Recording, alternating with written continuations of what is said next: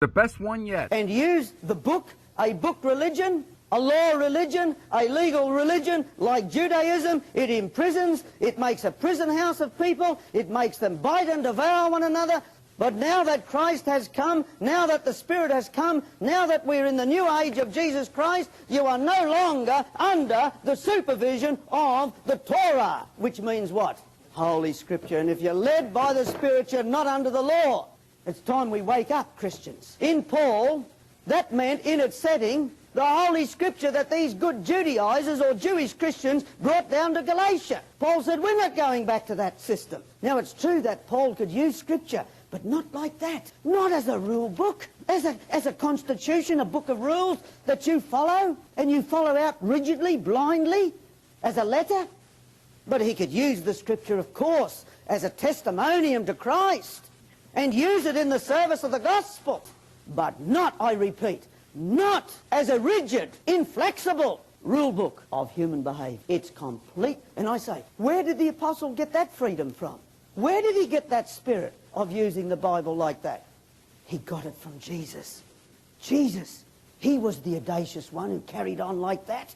And can't you see that when Jesus used the Bible like that, he dethroned it from its supreme supremacy, and he made his spirit, he made himself supreme, and he made the Bible the servant of himself, and he used it in the service of the gospel, and sometimes freely, taking scriptures. I will even be radical enough to say, look at the evidence, he even would take some scripture out of context if it suited him in the service of the gospel or some argument.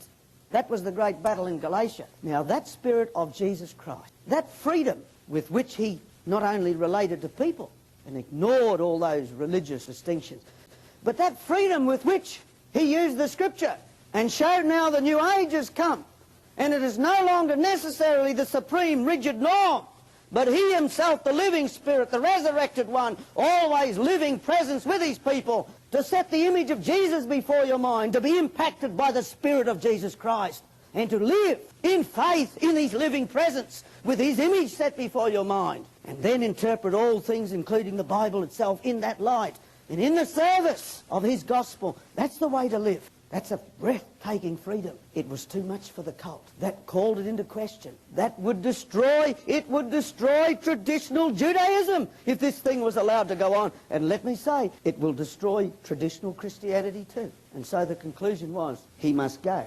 Either he goes, or the whole religious cult will perish. And thus, the great battle was joined.